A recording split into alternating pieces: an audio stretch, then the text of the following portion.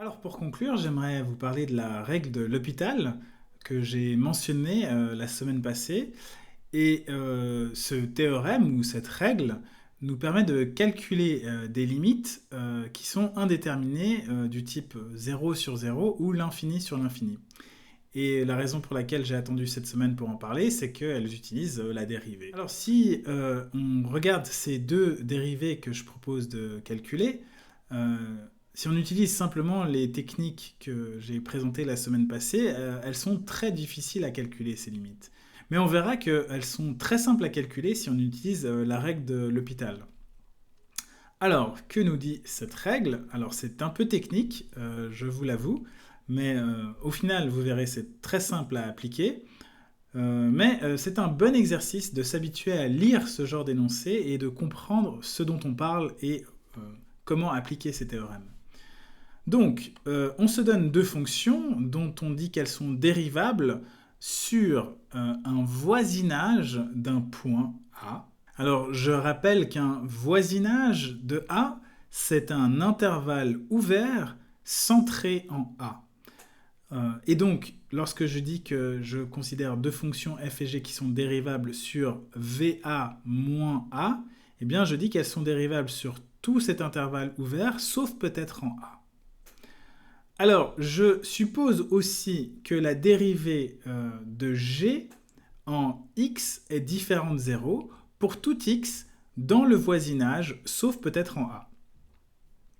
Alors, le premier résultat, c'est que si la limite lorsque x tend vers a de f de x est égale à la limite lorsque x tend vers a de g de x est égale à 0, et que la limite lorsque x tend vers a du quotient des dérivés, donc f' de x et g' de x est égal à un certain L dans les réels, eh bien, alors, je peux conclure que la limite lorsque x tend vers a de f de x divisé par g de x est égale aussi à L. Donc au fond, je peux calculer la limite lorsque x tend vers a de ce quotient en calculant cette limite-là.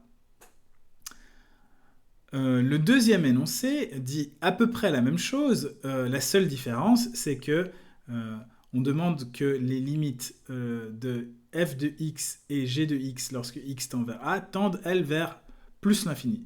Vous pouvez aussi mettre moins l'infini, c'est égal. Le reste est la même chose qu'avant. Si en plus la limite lorsque x tend vers a de f' de x divisé par g' de x est égale à L, alors il en va de même pour la limite lorsque x tend vers a de f de x divisé par g de x. Alors ici a est un réel, mais ce résultat est aussi valable lorsque on fait des limites lorsque x tend vers plus l'infini ou moins l'infini. Alors vous remarquez peut-être ces limites lorsque x tend vers a, alors que avant je parlais plutôt peut-être de x0. La raison est simplement que je reste dans le même type de notation que j'avais utilisé la semaine passée lorsque je parlais de limite de fonction. Les notations que j'utilisais, c'était limite lorsque x tend vers a.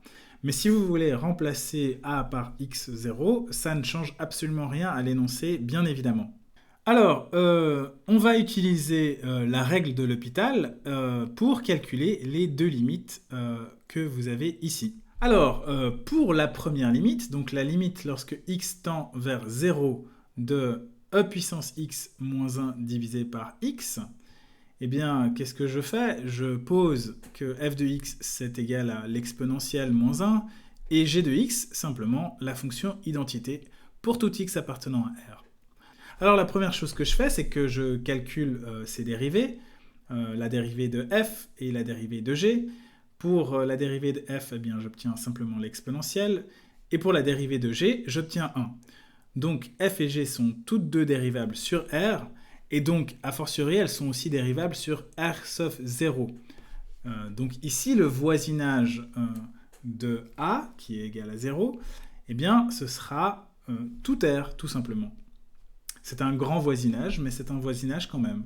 Alors, en plus de ça, g' de x, qui est égal à 1, est différent de 0 pour tout x appartenant à R sauf 0. Donc, j'ai presque tout ce qu'il faut pour appliquer le théorème, ou plutôt la règle de l'hôpital. Il ne me reste qu'à vérifier que la limite lorsque x tend vers 0 de f de x et de g de x est la même, et c'est le cas. Ici, j'explique peut-être simplement le calcul de la limite lorsque x tend vers 0 de f de x. Première égalité, je transforme simplement f de x en son expression. Et la deuxième égalité, elle est vraie par continuité. Si je considère la fonction f de x, c'est une fonction continue en 0. Donc quand je calcule la limite lorsque x tend vers 0 de f de x, eh bien c'est simplement l'image de 0 que vous avez ici, e puissance 0 moins 1, qui donne 1 moins 1, et donc 0. Même chose pour la limite lorsque x tend vers 0 de g de x, ça donne 0. Et donc, il ne me reste plus qu'à calculer la limite du quotient des dérivés, que je peux calculer aussi par continuité. Et là, pour le coup, j'obtiens 1. J'ai donc explicité toutes les conditions du théorème de L'Hopital, et je peux donc conclure que la limite considérée au début est égale à la même limite du quotient des dérivés, c'est-à-dire 1. Alors, comme je l'ai dit, ce théorème s'applique aussi lorsqu'on fait des limites lorsque x tend vers plus ou moins l'infini.